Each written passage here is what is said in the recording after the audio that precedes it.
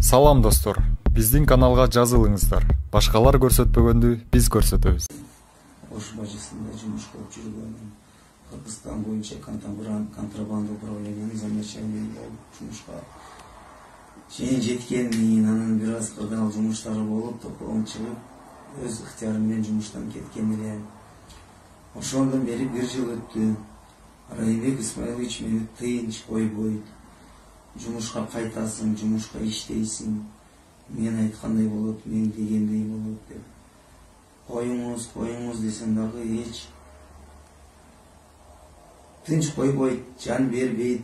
Мына 3-4 жолу биздин илерибизди, өзүмдү кошо 4 жолу атышты уже. Унчукпай жүрөбүз. Бир да арыздан албайбыз, билебиз эми арыздансак бул кишинин колуна мүмкүн көп нерсе келет экен. Сиз көп нерсени билбейсиз. Сиз менен жамууну алып көп адамдарды коркутуп жүрөт. Бандиттер менен биригип алып. Эми эмне десем, коркутуулар, үркүтүүлөр келип жатат. Можно тебя поближе? Менде мондой запистери бар. Мына шеф деп турат. Номери 775 71 11 11 деп. Бул Райымбек Исмаиловичтин номери. Мондой заданияларды берет мага. Мага окшогон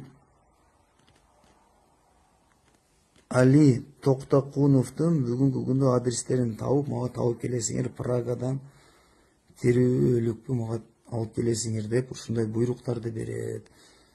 Али Токтокуновдун бүгүнкү күндөгү даныйлары. Прагадан табасыңар деп. Адан тышкары мына менин WhatsApp'ымда турат.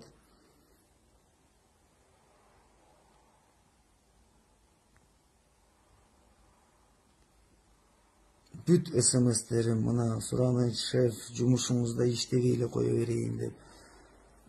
Балдарыңыз аттырып эле жүрөт, бизди инвалид кылып тыштады, эмне кылайлы, кетип калайлы же тынч эле билсек, мен айткандай болот, жумушка киресиң деп. Эми жумушта бул адам кыйнап таштады, билимдүү, акылдуу адамдарды албайт. Бүт подхалимдерди жайына топтоп алган. Анан болсо монтип кече Камчы Көлбаевдин балдарын жөнөтүштүр. Келип менин аялдарымды сөгүп кетишти. Не кылышты билбей жатам.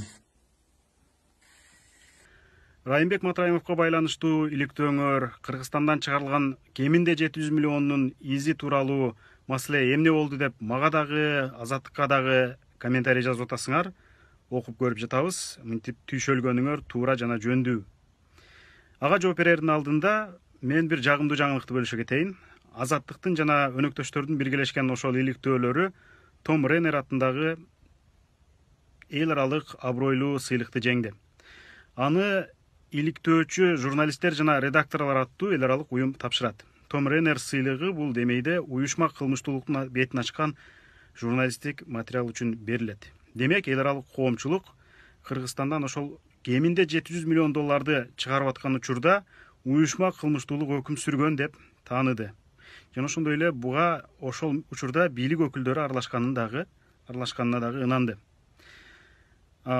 Бирок биз үчүн эң негизгиси Кыргызстандагы коррупциянын жеңилиши, элдин жеңиши маанилүү. Биз ал күн келет деп дагы деле ишенебиз. Сиздин суроолоруңуз боюнча журналисттер материалды коомчулукка жарыялап коюу менен гана ошол жерде бийлиги бүтөт. Андан наркысын элдин эсебинен акча жеп аткан мамлекеттик органдар, прокуратура, Финполиция, улуттук коопсуздук кызматы, депутаттар, өкмөт, президент аягына чыгарышы керек. Биз аларга бардык фактыларды жайып, дасторкондун бетине чыгаргандай чыгарып бергенбиз. Иликтөөлөр өткөн жылдын июнь айынан бери уланып атат, бирок сезилерлик результат жок.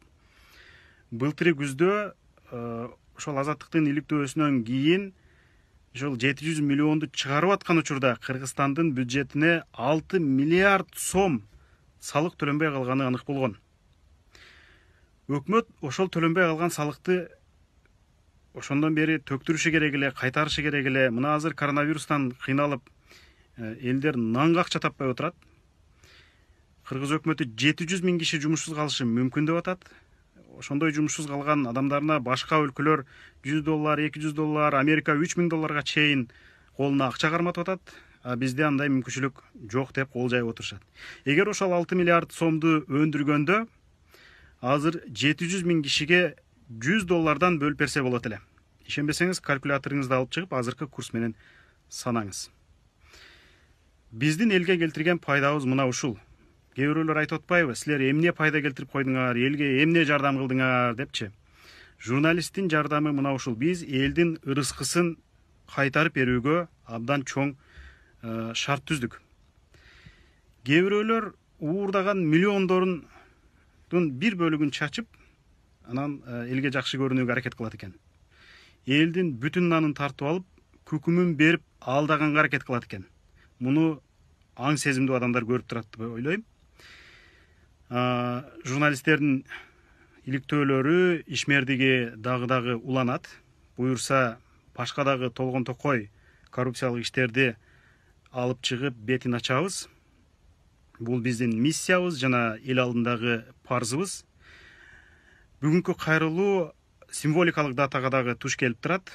7 апрель 2010 жылы ондогон азаматтарыбыз Кыргызстанда коррупция жоголсун, үй бүлөлүк бийлик орнобосун, бир ууч топ башкарбасын, элдин байлыгын соруп жыргабасын деп чыгып өмүрлөрүн берген. 10 жылдан кийин ошолордун арбагы ыраазы боло тургандай иш болдубу? Салмактап көрүңүз. Ассаламу алейкум, урматтуу туугандар. Менин бул видео кайрылуумдун себеби дават маселеси боюнча. Мына акыркы учурдагы болуп жаткан кырдаалга байланыштуу ошо даватчыларга жана ошондой эле ошону менен бирге мусулмандарга, аалымдарыбызга абдан катуу чабуул болуп жатат. Өзгөчө Facebook'ту карасаңыздар өтө көп чабуулдар болуп жатат. Бул акыры түбү жаман нерсе, бул жакшылыкка алып келбейт. Эми ошол чабуул кылып жаткандардын баракчаларына кирип, мурунку публикацияларын карасаңыздар, булар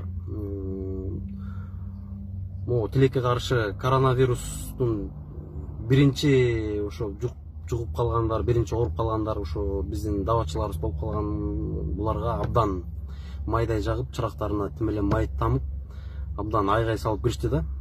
Негизинен буга чейин эле алар каршы келип, ошо мечиттерге каршы, ошо ислам динге каршы, намазга каршы, даватка каршы чыгып жүрүшкөн да.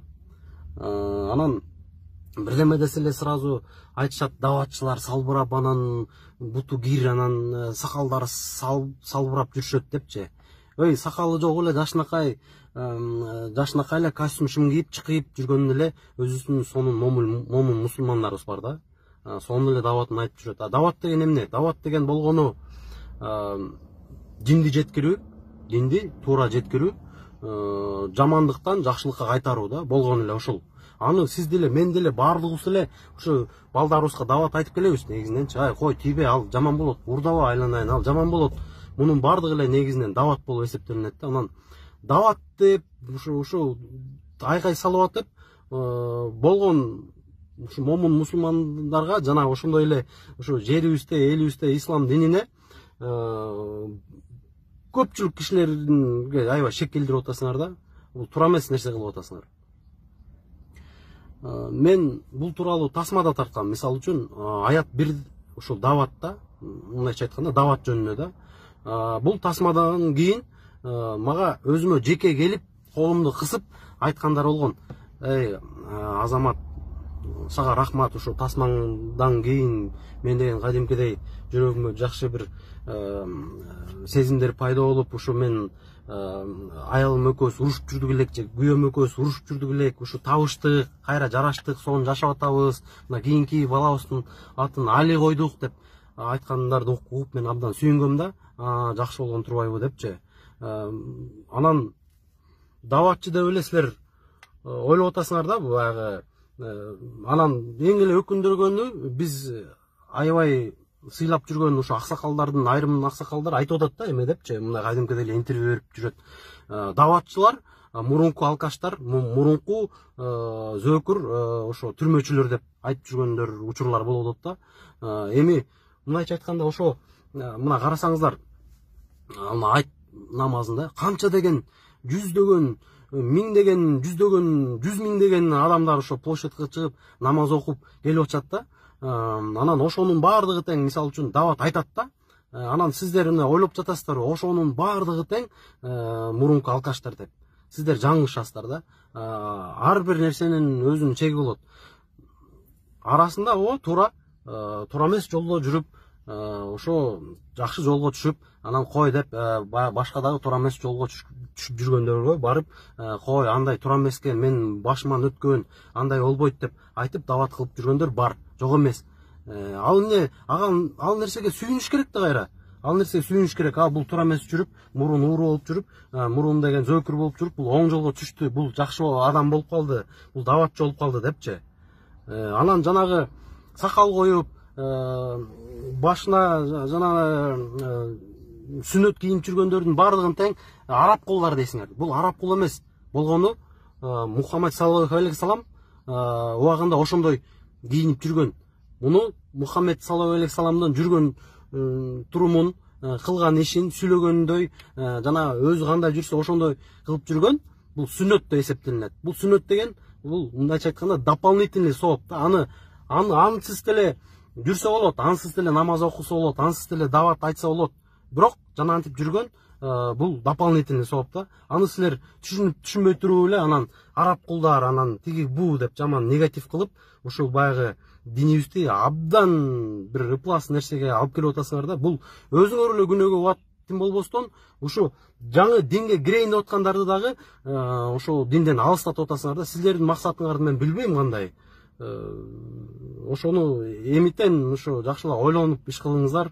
Мына аттуу баштуу эле кишилер, көптөгөн журналисттер абдан ошо туура эмес нерсе кылып атасыңар да. Силер деген Кыргызстанга жакшылык каалабандарсыңар да. Силерди мен түшүнбөйм такыр. Эмне максатта мына мечиттердин ордуна мектеп курулсун дейсиңер. Эмне мечиттин эмнеси? Туура көзөмөлдөш керек, жана радикалдардын кирип кетпешине тийиштүү органдар караш керек. Бирок деген жалпы жонунан ошо исламга, динге, алымдарыбызга асылганыңарды токтоткула.